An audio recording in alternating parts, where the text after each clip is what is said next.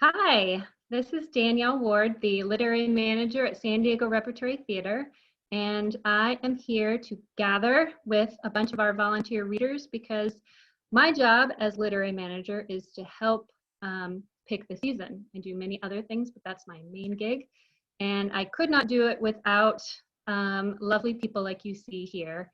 We have over 24 volunteers, and we are gathering more all the time. And of those 24, they help read over 300 scripts per year. Not each one individually, obviously, but together as a group, we all do that to help bring the 6 or 7 shows that end up on our stages. So I couldn't do that alone, and we need the help of all these wonderful theater makers and lovers. We have playwrights and actors, directors, educators, and theater lovers as well as part of the mix. And we have a huge range of diversity as well. So we are thrilled to be having a conversation today to let you in on the process and to let you see some of what behind the scenes, what makes it all happen. So I'm gonna ask each one of our volunteer readers right now to share your name and a little bit about your relationship to theater and to San Diego Repertory Theater. Let's start with, Laureen, let's start with you. Great, hi, my name is Laureen Ong. I'm relatively new to the San Diego area in general. We just moved here about a little over a year ago. And my relationship to theater, it started very early on. My parents took us to theater. I used to live in New York. So I did a lot of off-Broadway, Broadway, just loved it. It was just a passion. And then went to college. I thought I was gonna teach and I double majored in math and speech theater. You know, I love the behind the scenes, the directing, the producing, all that kind of stuff. I wasn't so into the acting part. I like managing it, so that was kind of fun. So, and then, you know, I didn't go into that as a career. I did go into entertainment and media, but not into live theater. So tangentially, you know, I am involved. So when I moved to San Diego, I continued my love of theater, and I have been almost to every theater venue in the area. And I love doing that, but I think my relationship to San Diego Rep is that that's the one I come back to most often, primarily because of the offerings and the productions and, you know, the value I feel I get out of, you know, what I see there. So that's my primary relationship. And then the relationship grew as, you know, I came to understand the theater more. I went to go volunteer. And then, you know, as they say, the rest is history. So here I am. Thank you. Jason, what about you? Hi, I am an actor, director, teacher who lives in San Diego. We've been here about 15 years. I've been an actor at the Rep in about half a dozen shows, I think.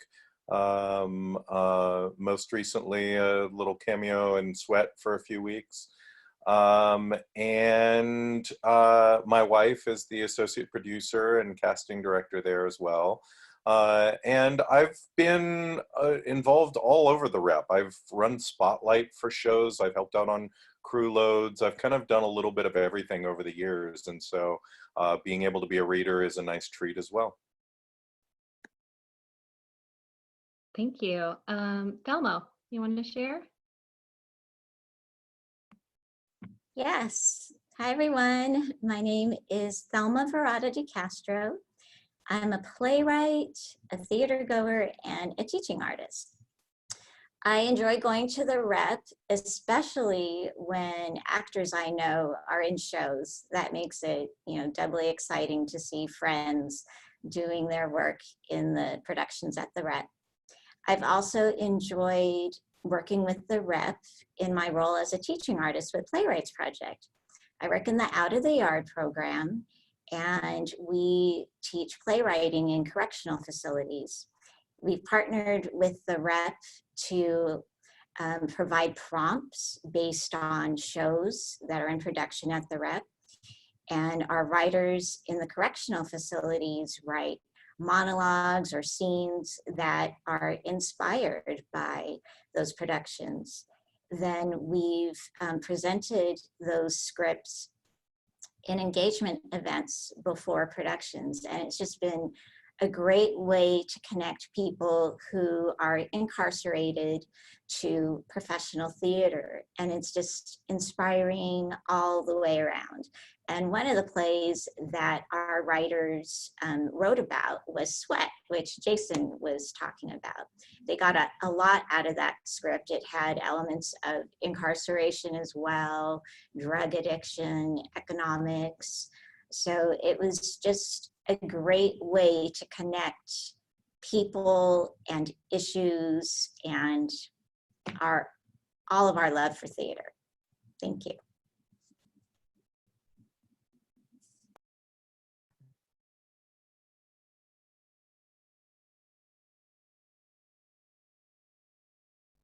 Sandy, do you want to share? Sure. My name is Sandy Young. By day, I do public relations and marketing. And I am the newest reader of the team, as well as the newest board of trustee member for the San Diego Repertory Theater.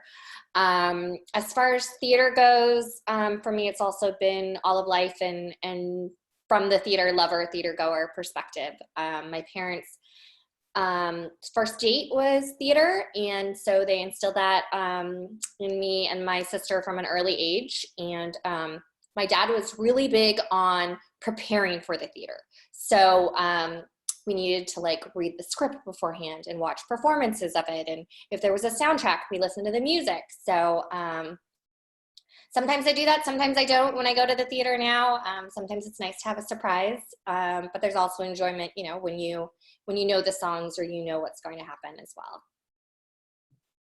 Just a big quick raise of hands for who was a theater kid who loved theater or participated in theater. All right, there you go. Me too. All right, Joel, do you want to share? Thanks, Sandy. Sure. Yeah, hey, hi everybody, I'm Joel Castellaw, and it's great to be here. So I'm an actor and a dramaturg, and my association with the Rep, well, really as a theater goer goes back 20 years at least, but my association with the Rep as a theater artist has started a couple of years ago when I served as the assistant to the literary manager while I was working on my master's degree in theater arts at San Diego State. And I've since worked as a dramaturg for the Rep. I was one of the dramaturgs on Humans and will be a dramaturg on one of the shows next season. And I'm also an educator. I teach a class in Readers Theater at Grossmont College, where I serve as the chair in the communication department. And so I'm currently having the interesting experience of teaching Readers Theater via Zoom. It's quite fascinating. Interesting. Thank you. Okay, Jenny. Hi, I'm Jennifer Lane. Like most of you, I was a theater kid, loved theater growing up, and thought for a while that I wanted to be an actor, but I'm a terrible actor. So in college, I shifted gears and I started focusing on fiction, and then I sort of brought those two passions together and pursued an MFA in playwriting. I moved to San Diego about 6 years ago from New York. And when I was moving out here, I had a close friend that grew up here, and I was like, what theaters do I have to check out? And the San Diego Rep was at the top of her list. So I think right when I moved out here, I emailed Danielle and I was like, hey, I'm new, can we talk? And she was generous enough to volunteer her time, and that's how I got involved with reading for the Rep. I'm happy you did. Kate, what about you? Hi, my name is Kate Rose Reynolds, and I also grew up in a theatrical family here in San Diego, and went on and got a BA in theater in college. I'm primarily an actress, but because of that good liberal arts education, I am into every aspect of theater that I can get my hands on. So when I came back to San Diego, it was a no-brainer to reach out and see if there were things that I could do on the dramaturgical side of things, as well as the acting sides of things. I was most recently seen at the Rep in The Humans, and hopefully we'll have a long and storied time with the San Diego Rep. We hope so too. Okay, so big question for everybody. What is it that you enjoy about being a script reader? And also, what do you hope to discover when you find that play that sort of prompts you to recommend it?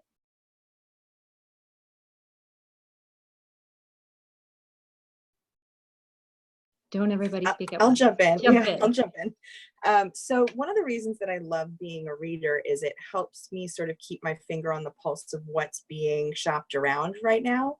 I like to know what other writers are working on, you know, just to sort of get a sense of what's out there. And it's a great resource for me as a writer, just to get an opportunity, a structured opportunity to read other people's work, and the caliber of the work that we get in the submissions for San Diego Rep, it's consistently very high. So it's fun too. It's really fun just to get to set aside time to read a script. What was the second part of that question? What do you hope to find? Like, what is it that makes you recommend a script? Oh, What do you right. get excited about? What is like Well, that nugget? Right. So I think of myself as the script's first audience member at the Rep. So I'm really, my first read through, I'm looking to enjoy it, whether that means I'm laughing or I'm crying. I'm usually just looking for a big organic reaction. And then it's after the fact that I will go back and review the mission statement and, you know, what the Rep is specifically looking for, and seeing if the script is not only moving and entertaining, but also is aligned with the mission of the theater. I'm learning a lot too, listening to all this. Okay, I'll go. First of all, I didn't even know that script reading was a thing until recently. I had no idea how the process went along. So this has been very educational for me. And Danielle, you would probably enjoy listening to me tell all my friends about script reading and how much fun it is and why I love it. And they're also like fascinated by this, because a lot of people don't know the process and don't know how this works. And, you know, as you know, particularly Sandy, as you're on the board and you're looking to reach out to get more engagement for, you know, this is a great way to get more people engaged, because, you know, the more I read the scripts, the more engaged I get, the more I care. I'm like, oh my God, I can't. And I'm also reading scripts that, you know, we may or may not do, but I'm so happy I got to read them, because it never crossed my path otherwise. And I feel, you know, really so much broadened by many of the scripts that you've sent my way, and I just love it. I think that, to me, when I'm reading a script and what prompts me, does it stay with me? Am I changed from the time I started reading it to the time I finished reading it? And does it challenge some, you know, old values or thoughts or how things are perceived, to make me think about it in a whole new perspective? And I think, you know, in a lot of cases, that's the value of some new writers that we read, and how they're coming about, you know, just issues that are pretty day-to-day place, but it's not coming at it in a traditional way. It's very creative how they're looking at the issues and trying to talk about the issues. And in some cases, you know, not really solving the problem, but having the conversation. And that's what I really love about, you know, a lot of the scripts that I've read and the process that I'm going through with it. That's so great, Laureen, that you said about like wanting something to change you or really give you a different perspective from a different side of things, because that's, I feel, so much of what we also look for as part of what makes a rep script. That's definitely an element of it. Exactly. I think I would echo a lot of what those who have spoken already would say, but I would also add, I think one of the fun parts about reading a script is looking for what's not in it. What are the opportunities for creative direction, lighting design, staging, and kind of the opportunities for imagination and what that might look like, because I do think that's one of the rep strengths as well, is, taking what's on the page and then completely transforming it in so many different ways. And I would also add, as far as what comes out to me for a script is really, if I'm still thinking about it a long time after and wrestling with it and wrestling with what it's trying to say, I think that brings a great impression. The other thing that I really enjoy about reading scripts is that they're pretty quick to read and they're pretty fun to read.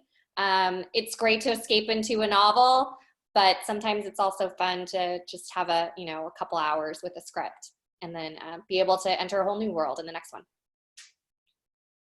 Speaking of staying with you, what are some of your favorite scripts that you would love to see done at the rep that we haven't done yet? Something that you're like, oh my gosh, I just love this piece, I hope we do it, or I would love to see it done anywhere. I'll jump in. I have one that I read last year, and I saw a video production also of it as well. But it's Young-Jin Lee's The Shipment.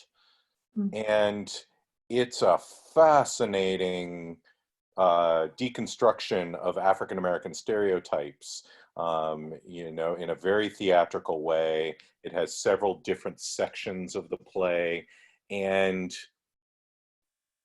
at various times I was provoked and amused and laughing. It gobsmacked me a couple times, and then there were a couple times where it made me mad, and a few times where I couldn't see where it was going, and I kind of love all those things. I love a play that, and as someone just said a few moments ago, that I was also thinking, I still think about it. Like every now and then it'll come up in a conversation. I'll be like, oh, there's this play that's been nagging at me. I love that one. Yeah, I just saw it recently thanks to the online world, right? And I just saw a production of it. And it is all the things that you say. It makes you go through all these different emotions. So true. I'll jump in on this because as soon as I heard this question, I knew the play that I wanted to talk about, which was Babel by Jacqueline Goldfinger, that I read, I think, almost a year ago, honestly. And it's, as Jason said, it's just one of those plays that stuck with me and that I would love to see the rep do, because it hits all of those things that I look for in a script, right? It's real people confronting real situations in measured, reasoned, panic-stricken human ways, which is always what I want in a script, is real characters. Even if the situation is completely absurd, I want to see actual people up there. People that are complicated and messy and just gloriously human. And then it also didn't provide any easy answers. It asked these huge questions, right? It asked about, like, what are the limits of science? Who can play God? What makes someone good or bad? Is it inherent? Is it learned? And it asks all these huge questions and then doesn't necessarily spoon feed you any answers to them. And it makes the characters grapple with them. It makes the audience grapple with it. And that's, I mean, as everyone said, that's what gets me going about theater, is when it forces us to think about things and meaty issues. And then to top it off, it's also highly theatrical, which is something else I look for in scripts, especially for the rep. But that little something extra that embraces the theatricality of play writing over filmmaking or anything like that, any of the other art forms. So with this, even though it's dealing with all these like meaty issues in Babel, it's also, you know, there's a giant stork that befriends one of the characters, and that it becomes her like sounding board for the life choice that she's going to make. And that only like that happens in theater. Like that's the magic of theater over anything else, is being able to look at the absurdity of human life and letting us find joy and comfort and sadness and humanity in that. Awesome. So I'll jump in, and to piggyback off of what Kate was just talking about, one of the things that I'm always looking for is something that has to be a play. Susan Laurie Parks asked the question, you know, why does this have to be a play? She says, writing plays is really hard. And if what you're working on could be anything else, then have it be something else, because it's too hard to write a play. And so, you know, I am always looking for, like, you know, why does this have to be on stage? Why does it have to be live? why does it have to be in this form? And one of the plays that that I would really love to see us do is Tony Stone by Lydia Diamond, which tells the story of one of the very first women to ever play professional baseball. And it was this woman named Tony Stone. It was in the Negro Leagues in the 1940s. And the play uses all of the elements of a baseball field, and then all of those elements are constantly being repurposed and rearranged by the actors to create all of the different locales, from bars to hotel rooms to that kind of thing, in which the very scenes of the play take place. And it's a play that also really has a lot to say about race and about gender, and about the complicated nature of the relationship between spectators and sport. And I think it would just be a terrific play for us to do here in this baseball town of San Diego. And on our list, now it's a rights thing. That's the other thing that happens later after you read. And you have to seek the rights and get them. Like going fishing, but for scripts. Well, all the plays that I have read have been really good. And I forgot that Danielle had asked us about our interests, and she caters the plays that she sends to us based on our interests. And I had forgotten about that. So it just seemed like this magical process where every play she sent was a gift. It was exciting. A lot of the plays that she has sent have had productions in Los Angeles. So it's just a real treat to be able to have access to those scripts, because I would see like friends in Los Angeles posting about those plays, and then all of a sudden it would arrive as a script that I get to read. So I'm really appreciative of the opportunity to read scripts that have productions that I want to see. Two plays that I was really excited about are Man of God and Rotterdam.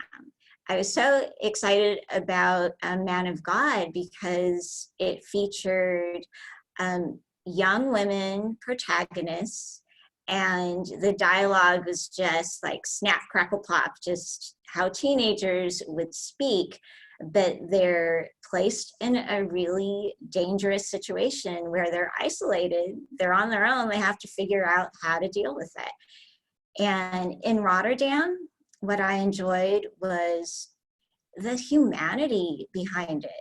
There wasn't like, oh, this person is wrong and this other character is right. They were just all in their own stages of their gender identity and coming out to family, but they were all stuck together in these relationships. So it was great to be able to relate to all of them, but not have it be so clear, this one's right, this one's wrong. And that's what's exciting about theater, is we get to wrestle with issues like that. I'm so glad you are enjoying the plays I'm sending. It means it's working. Yay. In this time, which is why we're all meeting on Zoom instead of in person to present this, and maybe always, but I think especially now, why would you say that theater is important?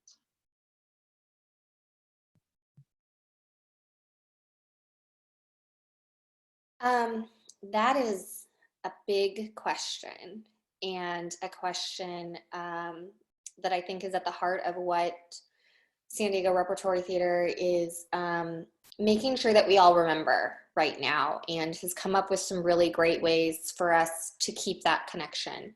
I think, you know, the biggest thing that everyone is talking about is isolation of all different types. And theater is a way, and art in general is a way to connect people in a way with every emotion.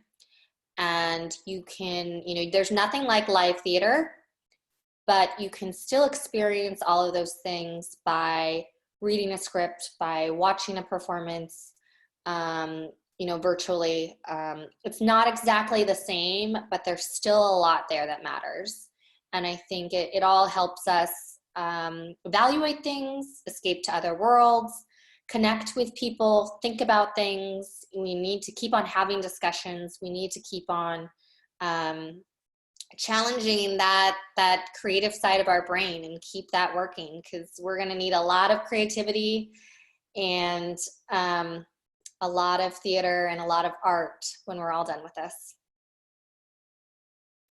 I would say too that right now it's something to look forward to, because the unique and wonderful thing about theater is that we all have to be in the same space together in order for it really to be theater.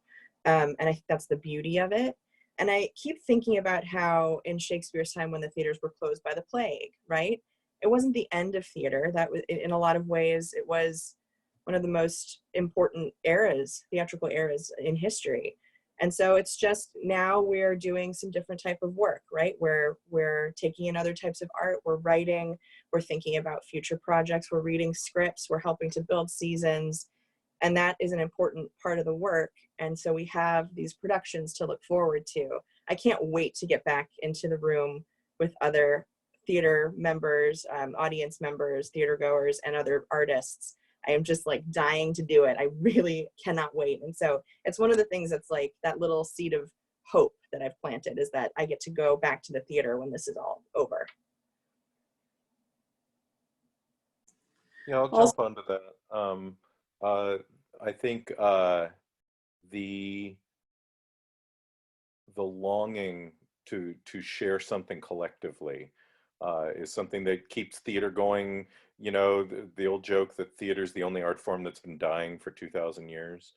And yeah, I mean, I think it's always going to be hard. And I think in particular with this crisis, I think that what we're seeing is when we come back, we're going to have to do a lot of modifications. People are going to be wary of being close to other people when we first come out.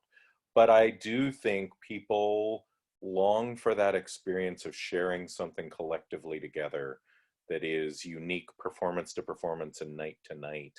And that's the thing that we always keep going back for. Someone said earlier, why does it have to be a play?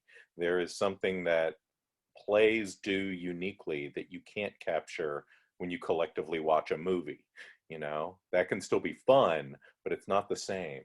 And so, like, I have faith that theater will survive. And I know in these trying times, we're all scared about which theaters, and we're afraid of that. But I think theater people are resourceful and creative, and they will find the ways to do the appropriate spacing and choose the early plays that are safer, and find a way to do it, because we all want to be in a room telling a story together.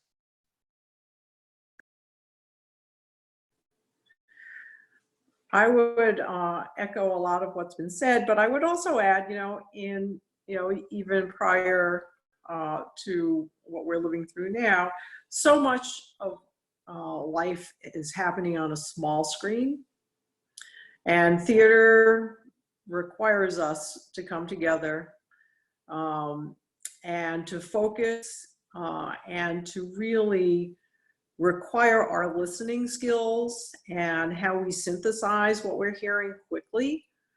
So it's a whole different skill set when you go to theater versus when you're looking at a small screen in front of you. And if for nothing else, that's important, because listening skills are not valued enough. And I think that theater in particular requires you to really listen, synthesize quickly, and understand, and to get involved in that very visceral manner. So at least for me on that level, I find theater so important, and that contribution is really key for me. When you first posed the question, the first thing that sprang to mind was connection, and Sandy articulated that function of theater so beautifully. And then as I was reflecting more, I'm one of those people who really likes to weep at the theater. And sometimes I weep because of tragedy, and sometimes I weep because of beauty. And there are other things too, but to me, one of the very important functions of theater is that it allows us to purge emotion. And all of us are experiencing an incredibly emotional time right now.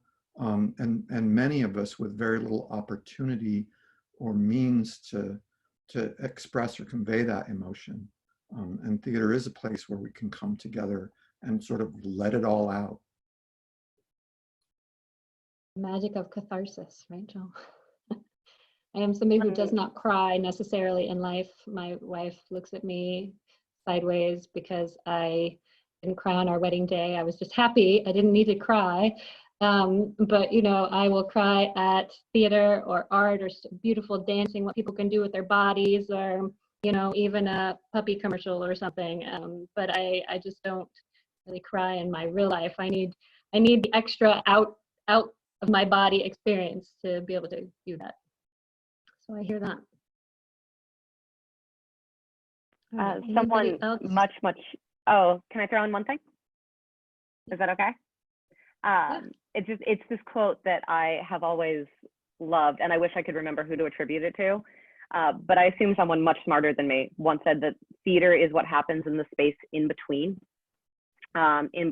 people, in between whether that's a director and the actors, or between two actors, between the actors and the audience, or the actors and the designers. And I love that idea because people have talked about connection, but I think that there's something really life affirming right now in this time when we are all isolated and afraid and uncertain and don't know what's going to happen next, that even if all we can do right now is read a play or get together with friends on Zoom and read a script, that we can still create something in that space between us and the playwright, in that space in the digital world between us and our fellow creators, that we can make something, I think, is a way of facing all this uncertainty right now and saying that we can come out of this intact. Well said. Just thinking also about, astute. I'm thinking about essential workers. What do we need to live? We need food, we need water, we need healthcare. Even when we have all those things, I think theater is essential, because it's so ironic how, oh, the arts are the first to be cut, and oh yeah, we can close the theaters, we don't need those, nobody's gonna live or die. But it's hard to articulate. Once we have all of the things that we need to live, we still need more. We still need the arts, that connection. And I think it's connected to our spirits, and it's an ancient need. And just going to the theater, it's like a ritual of this collective breath.